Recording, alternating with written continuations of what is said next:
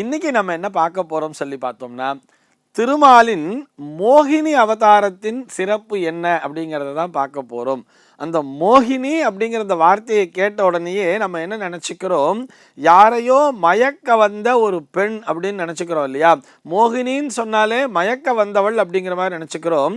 அப்படியே யோசிச்சு பாருங்களேன், திருமால் மோகினி அவதாரத்தை எப்பப்போல்லாம் எடுத்தார்னு யோசிச்சு பாருங்க. நமக்கு தெரிஞ்ச வரைக்குமே நம்ம சிம்பிளாகவே யோசிப்போமே, ரொம்ப அதிகமாக போக வேண்டாம்.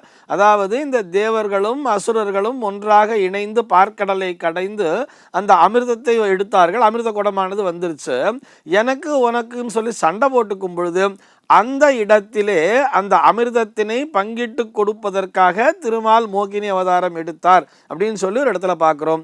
இன்னொரு இடத்துல பார்த்தோம்னா, அந்த தார்காவனத்து முனிவர்களினுடைய அந்த ஆணவத்தினை அடக்குவதற்காக எம்பெருமான் பிக்ஷாடனராக வரும் பொழுது அவருக்கு துணையாக பெருமாளும் மோகினி அவதாரம் எடுத்து வந்தார் அப்படிங்கிற மாதிரி பார்க்குறோம். இன்னொரு இடத்துல பார்த்தோம்னா, அந்த பஸ்மாசுரன் கதை அப்படிங்கிறது நமக்கு தெரியும் இல்லையா?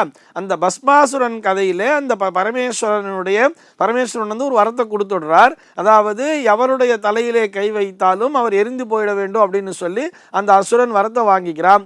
வாங்கிட்டு என்ன பண்றான், பரமேஸ்வரன் தலையிலேயே கையை வைக்க போறான் இல்லையா? அப்போ பரமேஸ்வரன் என்ன பண்றதுன்னு தெரியாம நிற்கும் பொழுது அந்த இடத்திலே அந்த மோகினி அவதாரம், பெருமாள் வந்து மோகினி அவதாரம் எடுத்துட்டு வந்து அந்த அசுரனை மயக்கி ஒரு நடனம்லாம் ஆடுறா.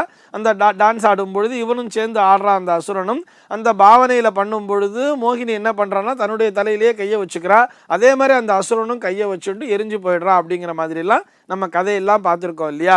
ஆக இந்த மோகினியானவள் யாரை மயக்குகிறாள் அப்படிங்கிறத நம்ம அங்கே பார்க்கணும்.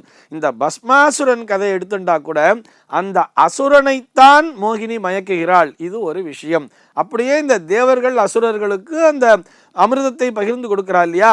அப்போ கூட பார்த்தோம்னா அவளுடைய அழகிலே அசுரர்கள் மயங்கி அவள் என்ன சொல்கிறாளோ அதை அப்படியே கேட்டுட்டு உட்காந்துருந்தாளாம். நீங்கள்லாம் இருங்கோ, முதல்ல நான் தேவர்களுக்கெல்லாம் பங்கிட்டு கொடுத்துட்றேன், அதுக்கப்புறம் உங்களுக்கும் நான் பங்கு கொடுக்குறேன் அப்படின்னு சொன்ன உடனேயே அந்த அசுரர்களும் மயங்கி அப்படியே வரிசையில் உட்காந்துருக்கா.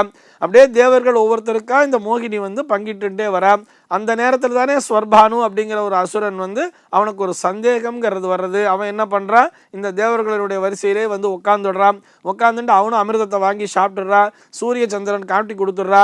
அப்புறம் இவர் சுதர்சன சக்கரத்தை ஏவி அவனுடைய தலையை சீவரார். அப்புறம் அது ராகு கேத்துவா மாறிடுச்சு அப்படிங்கிற அந்த கதையெல்லாம் கூட நம்ம படிச்சிருக்கோம். இப்போ நம்ம இந்த மோகினி அவதாரத்தினுடைய கான்செப்டுக்கு வந்தோம் சொன்னால், இந்த மோகினியானவள் யாரை மயக்குகிறாள் அப்படின்னு சொல்லி பார்த்தோம்னா, இந்த அசுர சக்திகளை மயக்குகிறாள். இந்த அசுரர்கள் மாயையினுடைய புத்திரர்கள் தானே, இந்த மாயாவினுடைய குமாரர்களாகத்தான் இந்த அசுரர்கள் இருக்கிறார்கள். அதாவது இந்த லோகத்திலே என்னென்னலாம் மாயையாக இருக்கிறதோ, இந்த உலகமே ஒரு மாயை சூழ்ந்த உலகமாக இருக்கிறது.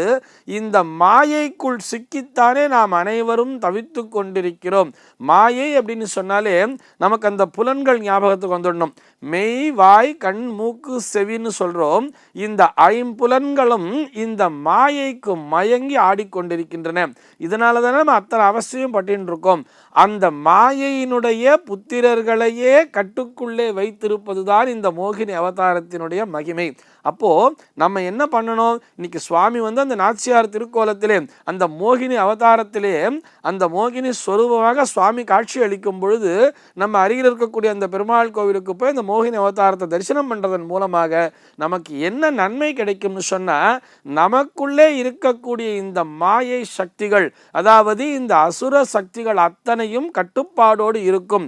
இவைகள் அந்த மோகினியினுடைய மகிமையினால் இந்த அசுர சக்திகள் செயலிழந்து போகும் அப்படிங்கிறது தானே அதனுடைய மகிமை. அழகாக அந்த கான்செப்டை புரிஞ்சுண்டு அதில் என்ன பின்னாடி சொல்லியிருக்காங்கிறத நம்ம பார்க்கணும் இல்லையா? நிறைய பேர் என்ன பண்ணுறோன்னு பார்த்தோம்னா, இந்த மோகினி அவதாரத்தினுடைய அழகிலே மயங்கி பரமேஸ்வரன் அந்த மோகினியோடு ஒன்றாக கலந்து அதன் மூலமாகத்தான் ஐயப்பன் ஹரிஹரபுத்திரன் பிறந்தார் அப்படிங்கிற மாதிரி சொல்கிறா கதையை. ஆனால் அந்த கதையில் இருக்கக்கூடிய கான்செப்டை புரிஞ்சுக்கணும். இவ வந்து பரமேஸ்வரன் மயங்கிட்டார்னு சொன்னால் பரமேஸ்வரன் மயங்கவே இல்லை.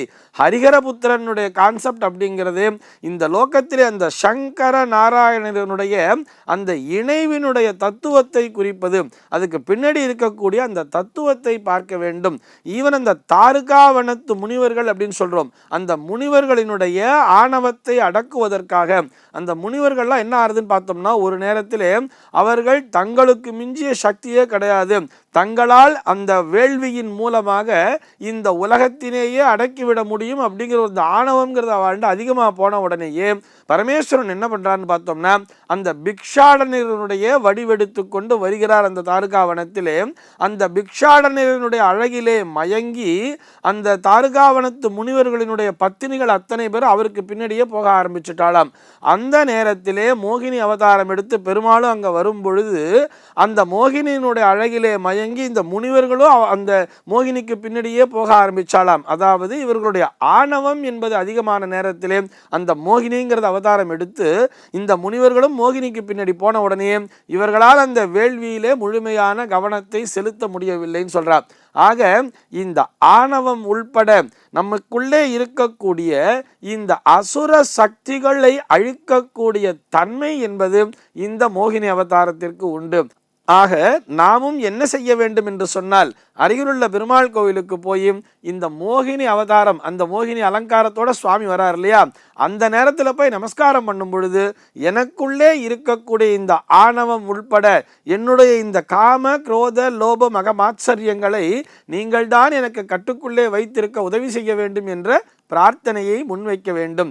இவ்வாறு நாம் அந்த மோகினி அவதாரத்தினுடைய அந்த உண்மையான தாத்பரியத்தை புரிந்து கொண்டு பெருமாளை வணங்கும் பொழுது நமக்குள்ளே என்றென்றும் இறை சக்தி என்பது நிறைந்திருக்கும். சர்வே ஜனாஹ சுகினோ பவந்து.